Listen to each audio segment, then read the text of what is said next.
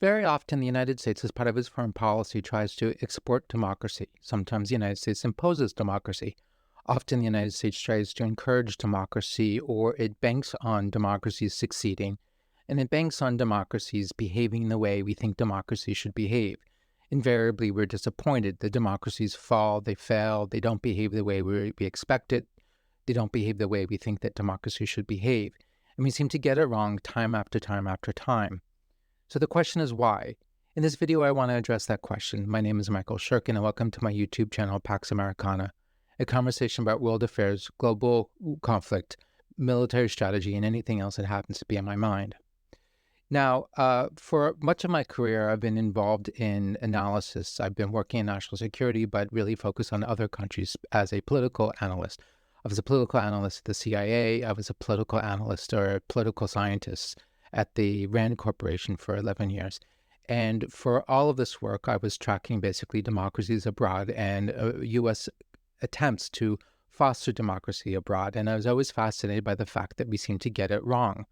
Now, basically, in a nutshell, my thesis is just that the part of the problem is that the United States never really understood what it takes for there to be a democracy, for democracies to succeed. Now, a case in point is Afghanistan. When I was at the CIA, I worked for a while in Afghanistan, and Afghanistan is a classic case in point. We invaded Afghanistan, we imposed a government, we imposed a constitution, and we imposed a certain form of government, even though we had no reason to expect any of this to succeed, and invariably it all failed, and we never really understood why. At one point early in my career at the Rand Corporation, I got a meeting with James Dobbins. Now, James Dobbins he was one of the giants of the Rand Corporation. He was seen as sort of this elder statesman who was this great font of wisdom and experience, etc. He played a very important role in Afghanistan. He was our imperial proconsul. He was the guy who made a lot of the big decisions back in the day regarding things like what kind of government should Afghanistan have, should he bring back the king and restore the Afghan monarchy, who should rule Afghanistan, how should he rule Afghanistan, whom do we pick, the decision to pick Hamid Karzai, etc. A lot of that really lays on James Dobbins. Now, I got this meeting with Dobbins, and I proposed a study for him. I wanted to pitch him a study and wanted to get his help to get funding to do the study. And my idea was as follows. What I wanted to do was I wanted to try to imagine what it would take for a democratic government to have legitimacy, or any kind of government to have legitimacy in Afghanistan. And given what we knew about Afghan political culture, or maybe we didn't know anything about Afghan political culture, so I wanted to find that out. So I pitched this to him, and he looked at me like I was crazy, and he said, "What makes you think that the Afghan government is not legitimate? We held a loya jirga, we had 2 elections, and poll after poll tells us that Hamid Karzai was widely supported in Afghanistan and that the Afghan government was legitimate." Now, I frankly looked at him and thought, oh my God, no wonder why we're losing the war. Why on earth should he think that the Afghan government was legitimate? Because we held a loya jirga, I'll say a few words about that later, because we had some elections, because Afghans responded a certain way to polling. That's what makes an Afghan government legitimate. So the question is why? Because James Dobbins is not a dumb man. He was a very intelligent man. So why would an intelligent man like James Dobbins think that somehow this would work? And part of my understanding of it, when I came to conclude, was that Americans in general fundamentally do not understand what it takes for democracies to succeed. And the reason why we don't understand this is because it was so easy for us, or because we took it all for granted. Because in the American imagination, democracy is just natural. It's like we have a liberal democratic government. It's just the way it's always been, and it's really very easy. And why should it be so hard for everybody else?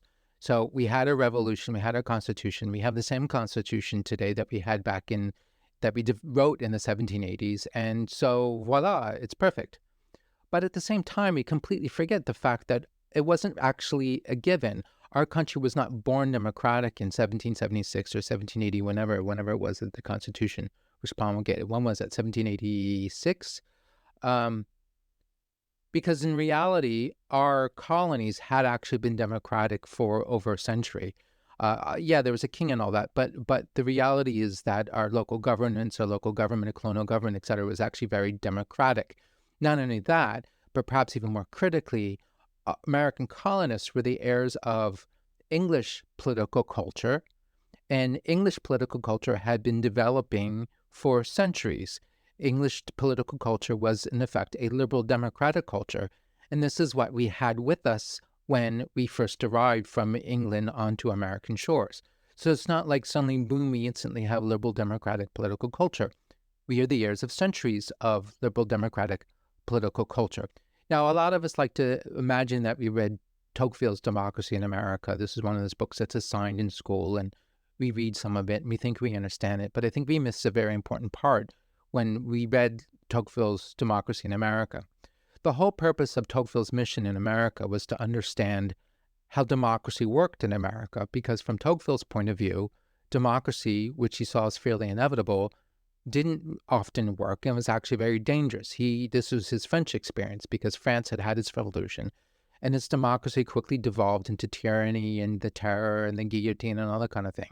So why? Why was it so hard in France and yet so easy in America? And what Tocqueville understood was that American political democratic culture, liberal culture, was deeply rooted in our culture, or rather, it was deeply rooted in us. And because we had practiced liberal democracy at the lowest level, the county democracy, municipal democracy, state democracy, etc., this is just the way it was. And in a previous book, The Old Regime in the French Revolution, he examined the political evolution of France, which he compared to the political evolution of England. And he developed an appreciation for the fact that England over the centuries had developed in liberal democratic ways, whereas France not quite. France also developed a very strong central government, a very effective central government, but liberal democracy wasn't really quite the thing. He read the third book called, I don't actually remember the title, I'm drawing a blank here, but it's about the Revolution of 1848. But again, it's the same thing. How does the democracy in France in 1848, how does this develop in a good way rather than a bad way? And he's really very worried. But either way, the three books together form something of a triptych. And one thing that you can get from all three books is an appreciation of the fact that democracy must never be a given. But more importantly, in order for democracy to work, you have to have a strong liberal democratic political culture. Democracy before the liberal political culture is like placing the cart before the horse, and it's just not going to work. In fact, it could be an absolute disaster. I think that this is something that Americans forget. So we just imagine that if you have a few elections, you're going to have a democracy, notwithstanding the fact that these elections often take place in countries that have no liberal democratic political culture, or where the liberal democratic political culture is actually very weak. So Afghanistan had no experience with liberal democracy. It was very weak, and there was no reason to think that if we checked a few boxes like the elections or the Loya Jirga, it would be democratic. As for this Loya Jirga business, the whole thing was crazy because basically a few Americans had read about how the Afghans do this thing called a Loya Jirga, which is like this very formal powwow where you have a bunch of elders and different representatives sort of meet and go through certain rituals and go through certain motions. And voila, then out of this comes a legitimate thing. Whatever comes out of the Loya Jirga is going to be legitimate. So Americans are thinking, guys like James Dobbins are thinking, okay, we've respected the forms that we imagine to be important. We've checked the boxes, therefore it's legitimate. And yet that's never how legitimacy works. It's never how political legitimacy works. But this didn't seem to occur to him or to any of the other people running our policies in Afghanistan. Now, to make things worse, there was always a segment of the U.S. government, and I worked with a lot of these people, who ultimately believed that liberal democracy really wasn't for everybody and that it couldn't work in a lot of countries. And so they very simply thought that the whole thing was just sort of a show. So let the State Department do its dumb show, where they're play acting at democracy and democracy building, while they would actively undermine democracy. And in the case of Afghanistan, we did this by supporting warlords. There is this notion, a very cynical notion, that the only thing that matters in Afghanistan are warlords. That's the only thing that's important.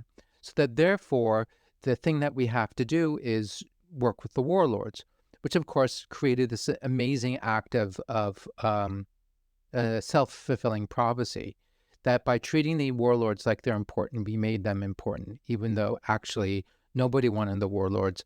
They weren't important. And Afghans, there's a lot of good evidence that the Afghan people wanted to move beyond the warlords. And frankly, the best thing we could have done is gathered all the warlords together in a barn and dropped a J-dam, and that would have just been the most useful thing we ever could have done in that country. And ironically, the people who killed warlords was the Taliban, which is something that Afghans tended to appreciate because these were really bad people. But we just charged ahead. We helped the warlords, and we helped the warlords build militias. We did all sorts of things that undermined democracy and undermined the authority of the very state that we are ostensibly were there to help. Meanwhile, nobody in the U.S. government, except perhaps myself, was paying any attention to liberal democracy. Who in Afghanistan was promoting liberal democratic political values? Was there a political party that did this? Nobody even knew. Was there? Were there politicians who were doing this? Was there anybody in Afghanistan that was promoting liberal democratic values? Perhaps we could identify them, we could help them. If there wasn't a party, maybe we could create a party. This wouldn't be the first time that the United States did that kind of thing abroad during the Cold War. We did that a lot. In Europe, for instance, in the 40s and 50s and 60s, we did that kind of thing. Why not? Why not try it? But nobody did. Nobody was really paying any attention, either because we believe that having checked the boxes, that would be sufficient, or because of the cynical view that you really didn't have to, because it really didn't matter.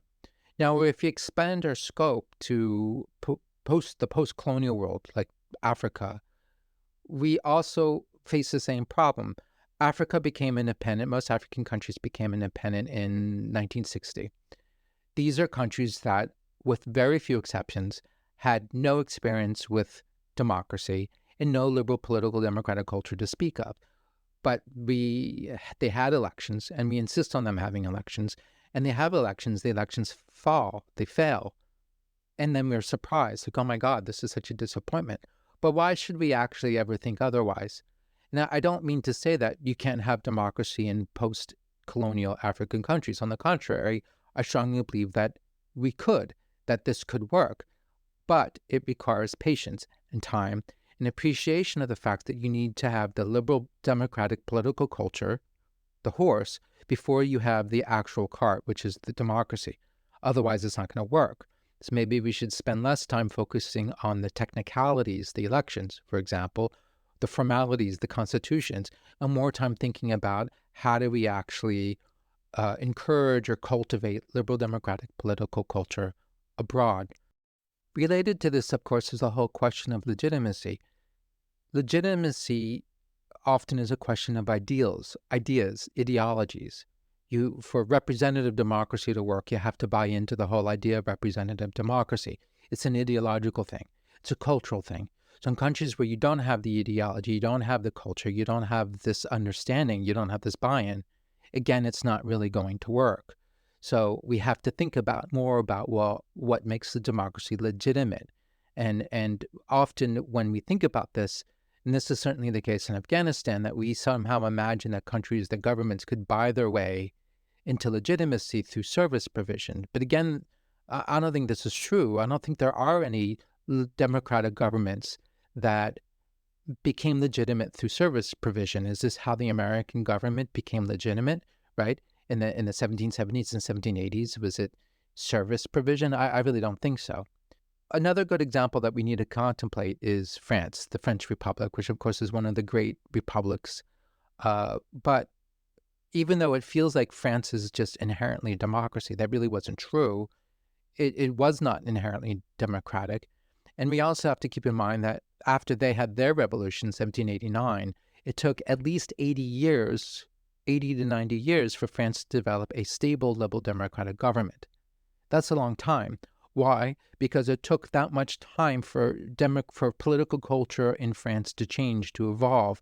And sometimes it was because of failures, sometimes it was for different sort of reasons, but it took a while to get there. And until that evolution took place, French democracy remained extremely unstable. Think about the Second Republic in 1848. That was very unstable, and it fell to a coup, and it fell to Louis Napoleon Bonaparte.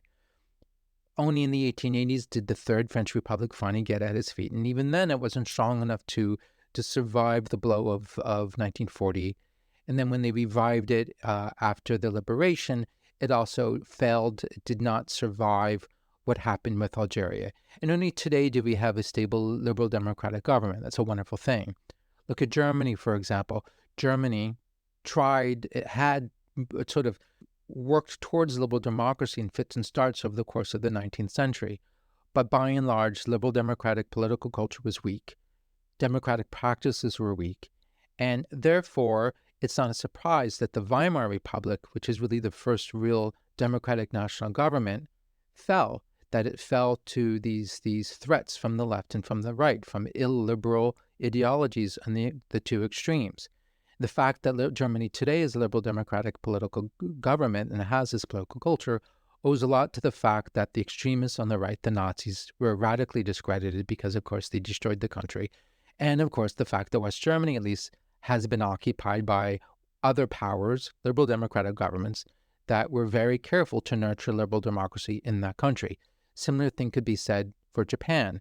So in a way, Germany and Japan are exceptions that prove the norm being that liberal democracy is very fragile. The liberal political democracy is absolutely essential. The liberal democratic political culture is absolutely essential. And it has to be nourished, and it has to be nurtured, and it has to be built with great care, because without that, you can't possibly have a democracy. So thank you very much. If you like this video, please like and subscribe.